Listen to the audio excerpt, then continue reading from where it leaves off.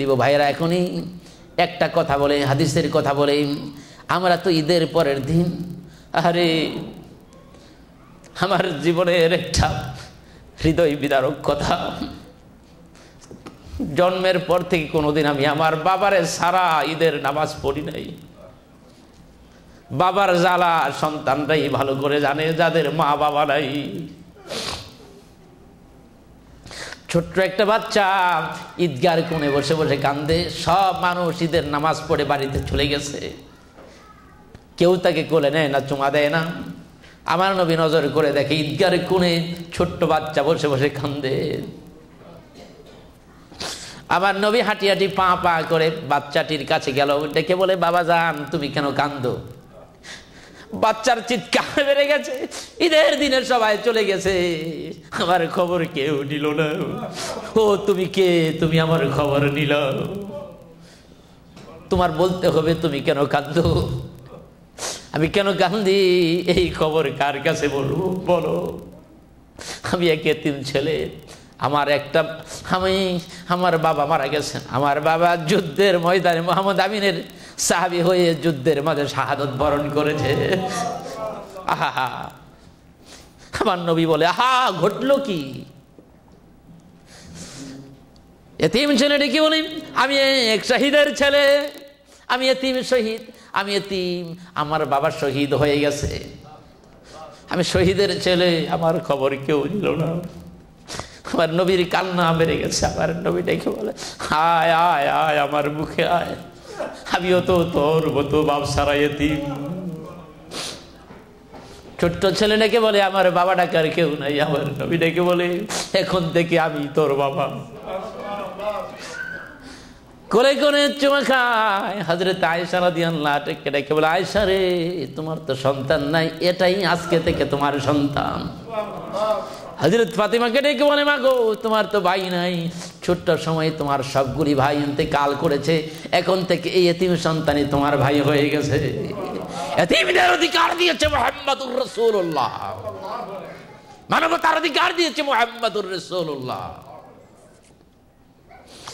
আল্লাহর হাবিব কি বলি, ও দুনিয়ার সন্তানেরা, ও দুনিয়ার মানুষেরা, কোন এতিমের মাথার মাঝে যদি তুমি হাত বুলাও, তোমার হাতের মাঝে যতগুলি রেখা আছে সব রেখায় রেখায় হাজার হাজার নেকি হয়ে যাবে। কিয়ামতের কঠিন ময়দানে যারা এতিমদের দায়িত্বশীল হবে, আমি নবী এবং এতিমের কফিল, এতিমের দায়িত্বশীল, দুই আঙ্গুলের মতো পাশাপাশি জান্নাতের মাঝে থাকবো। সাল্লি আলা সাইয়্যিদিনা মাওলানা মুহাম্মদ ওয়া আলা আলি সাইয়্যিদিনা মাওলানা। তো আমি অনেকক্ষণ কথা বলেছি। আমি একজন মানুষ, আমি একজন নতুন মানুষ, বয়সে কম।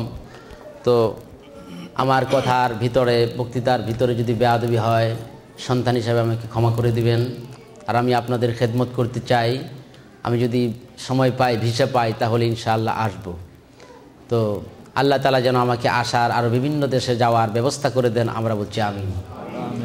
বিশেষ করে সভাপতি সাহেবকে ধন্যবাদ এবং পরিচালককে ধন্যবাদ, আরও যারা এসেছেন, পার্টিসিপেট করেছেন, ভাই বোন সকলকে ধন্যবাদ। সকলের জন্য এখন দোয়া করা হবে, বিশ্ববাসীর জন্য দোয়া করা হবে। আল্লাহুম্মা আমিন। রব্বানা যালামনা আনফুসানা ওয়া ইল্লাম তাগফির লানা ওয়া তারহামনা লানাকুনান্না মিনাল খাসিরিন। ইয়া আল্লাহু ইয়া রহমানু ইয়া রহিম ইয়া কারীমু ইয়া জালিলু ইয়া যাল জালালি ওয়াল ইকরাম। আল্লাহ পাক, আমরা সবাই এখানে গুনাহগার, ঈদের নামাজ পড়েছি, তারপরে আবার রোজাও তো রেখেছি। আমার হাবিব বলেছেন, ঈদের নামাজের পরে উম্মতগুলো গুনাহ থেকে মাসুম হয়ে যায়। আমি না হই গুনাহগার, এখানে তোমার এমন কিছু বান্দা আছে যারা সোনার মক্কা মদিনায় গিয়েছে, মক্কা মদিনার ধুলাবালি যাদের জামাতে এখনো আছে। ও আল্লাহ, প্রথমে আমাদের ভুল ভ্রান্তিগুলোকে তুমি ক্ষমা করে দাও। জীবন খাতে হিসেবে করে দেখি, ন্যায়ের পরিবর্তে অন্যায় ছাড়া কোনো কিছু পাই না, তা বলে তুমি আমাদের জাহান্নামী বলে ডাক দিও না। কিয়ামতের কঠিন ময়দানে গুনাহগার বলিয়া হাজার হাজার জনতার সামনে তুমি আমাদের লজ্জা দিও না আল্লাহ গো। আমি জানি না কার মা আছে কার মা নাই, কার বাবা আছে কার বাবা নাই। যার মা নাই তার কিছুই নাই, যার বাবা নাই তার সবচেয়ে বড় বন্ধু নাই।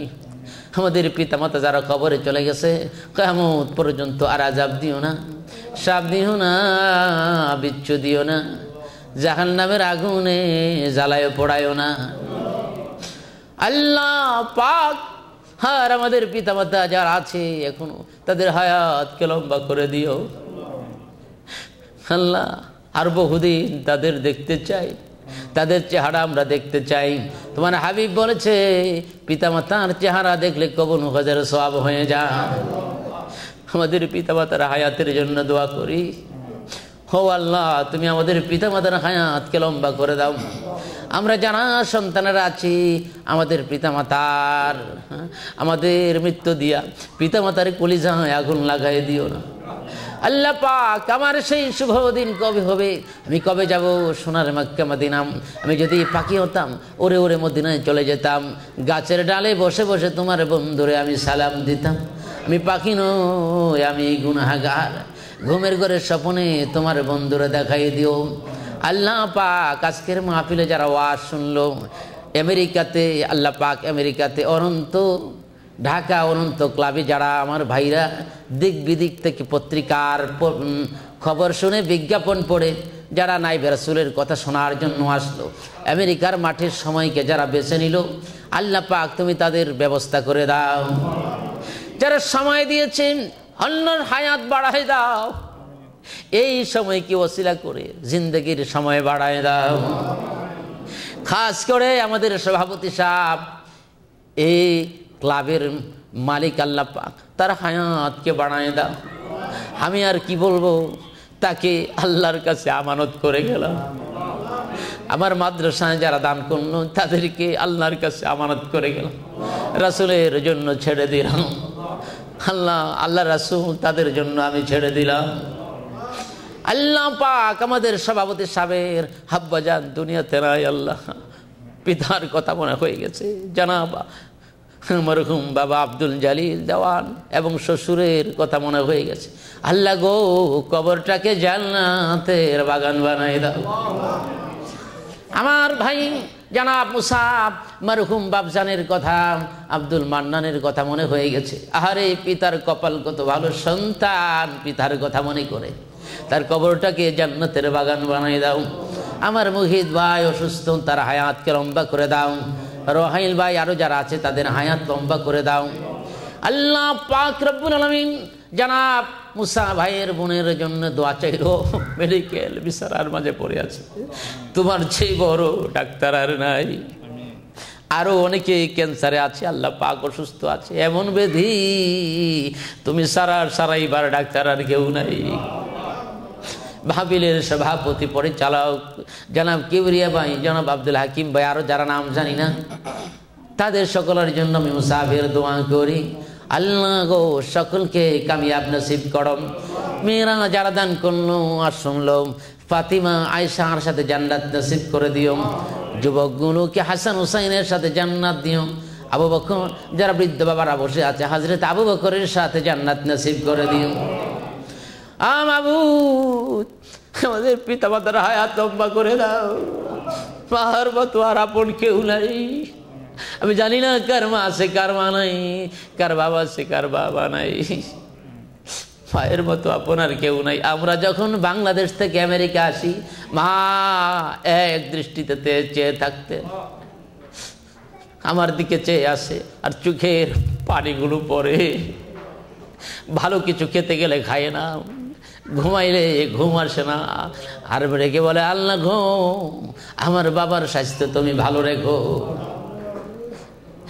বাপ সন্তানের কথা বলে বলে কান্দে, আমার মা বাবার কথা মনে হয়ে গেছে, তাদের হায়াত লম্বা করে দাও। আল্লাহর হাবিব পিতামাতার কথা মনে করে করে কাঁদতেন, আমরা আমাদের পিতামাতার কথা বলে বলে কান্দি। লাগো, আমাদের পিতামাতার হায়াত লম্বা করো, আমাদের মায়ের হায়াত লম্বা করো। মাওলানা ইয়াহিয়া সাহেবের আম্মা যেন অসুস্থ, আমার আম্মু তো অসুস্থ, তারা রোজা রাখতে রাখতে অসুস্থ হয়ে গেছে। ও আল্লাহ, তুমি তাদের আসমানি শক্তি নাজিল করো। পর্দার ভিতরে আমার যে সকল বোনেরা বসে আছে, ফাতিমার মতো হায়াত দান করো, জীবনে যেন কোনোদিন স্বামীর মনে কষ্ট না দেয়। ও আল্লাহ পাক, সব শেষে আমি তাদের উপর তাদেরকে আমানত করে গেলাম। আল্লাহ পাক, আমি গুনাহগারকে মাফ করে দিও। আর যেদিন মরে যাব, মসজিদের পালকি আমার বাড়িতে আসবে, না জানি সেই দিন কবে হয়ে যায়। এলাকার মানুষ এসে দেখবে আমি যেন চিরজন্মের ঘুমাই গেছি, চিরজন্মের ঘুমাই গেছি।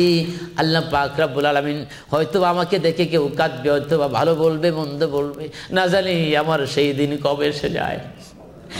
মরণ থেকে পালাবার কোনো উপায় না।